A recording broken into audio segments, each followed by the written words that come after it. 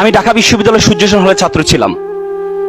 আমি যখন সূর্যসেন হলে পড়ি, আমাদের একজন নাইট গার্ড ছিল, আমাদের মামা ডাকতাম, নাইট গার্ড ছিল। তিনি সারা রাত ধরে ডিউটি দিতেন, সকালে পিঠা বিক্রি করতে। তো আমি বললাম, মামা আপনি সারা রাত ধরে ডিউটি দেন, সকালে আবার পিঠা বিক্রি করেন, আপনি ঘুমান কখন? সে করবে, মামা একটু একটু দোয়া করবেন, আমার ছেলে এসএসসিতে প্লাস পেয়েছে, এসএসসিতে পরীক্ষা দিচ্ছে, যদি এই প্লাস পায় তাহলে আমি তাকে ঢাকা মেডিকেলে ভর্তি করাবো, আর মেডিকেলে ভর্তি হওয়ার পর আমি এর চাকরি ছেড়ে দিব, রাতে ঘুমাইতে পারেন, এই চাকরি আমি করব না। আমি বললাম ফাইন। তারপরে কিছুদিন যাওয়ার পর দেখি মামা দুপুরে ফল বিক্রি করছে। তাই বললাম, মামা সারা ধরে ডিউটি দেন, সকালে পিঠা বিক্রি করেন, দুপুরে ফল বিক্রি করেন, আপনি ঘুমান কখন? সে বলবে, মামা আমাকে আমার জন্য একটু দোয়া করো, আমার ছেলে এই প্লাস পেয়েছে, কোচিং এ ভর্তি করাইতে হবে, 20-30 হাজার টাকা লাগবে, এই জন্য আমি একটু কষ্ট করছি, ছেলে মেডিকেলে চান্স পাওয়ার পর আমি তো চাকরি ছেড়ে দিব। তা আমি বললাম যে, মামা ধর্মকর্ম শিখান্ত ছেলেকে। বলতে, ছেলে তো আসলে ফিজিক্স কেমিস্ট্রি পড়তে তো সময় পায় না, আমার ছেলে ভালো ছেলে, আমার ছেলে আবার কোনো সমস্যা নেই, ও আবার ওইসব ঝামেলাতে নেই। মা বাবা তো সবসময় সন্তান তার কাছে ভালোই থাকে। কিছুদিন যাওয়ার পরে আমি তাকে কোচিং এ ভর্তি করার ব্যবস্থা করে দিয়েছি, ছাড়ের ব্যবস্থা করে দিয়েছি। কিছুদিন হুট করে দেখে আমার রুমে মিষ্টি নিয়ে আসলো, মামা আমার ছেলে ঢাকা মেডিকেলে চান্স পেয়েছে। কি উত্তাল, কি আনন্দ!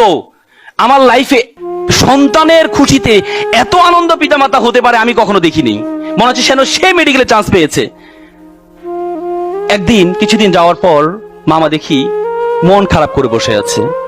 আমি বললাম, মামা আপনার মন খারাপ কেন? আপনার ছেলে ঢাকা মেডিকেল পড়ে, আপনার জীবন আর ঠেকে কি, আপনি মন খারাপ কেন? বলছে, বাবা আমাকে ক্ষমা করবেন। কি হয়েছে মামা?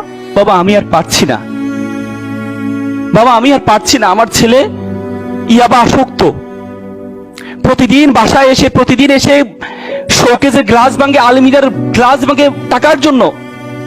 বাবা আমি বিশ্বাস করেছিলাম আমি যখন অসুস্থ হব আমার ডাক্তার ছেলে আমাকে সুস্থ করবে, আজকে আমি সুস্থ মানুষকে আমার ছেলে অসুস্থ বানিয়ে দিচ্ছে। এমন ডাক্তার ছেলে তো আমি চাইনি। আমার ছেলে যদি দিনমজুর হতো, আমার ভাইয়ের ছেলে দিনমজুর, সারাদিন কাজ করে এসে মা বাবার সাথে একসাথে খাওয়া দাওয়া করে, এমন ডাক্তার ছেলে তো আমি চাইনি, এমন অসভ্য ছেলে তো আমি চাইনি। With due respect to our guardians, আমি আপনাদেরকে সম্মান রেখে বলছি, আপনি আপনার ছেলেকে ডাক্তার বানালেন, ইঞ্জিনিয়ার বানালেন, কোনো কাজে আসবে না যদি আপনার ছেলের মধ্যে ধর্মীয় জ্ঞান না থাকে। এই ছেলে ভয়ঙ্কর আকার ধারণ করবে, ভয়ঙ্কর আকার ধারণ করবে।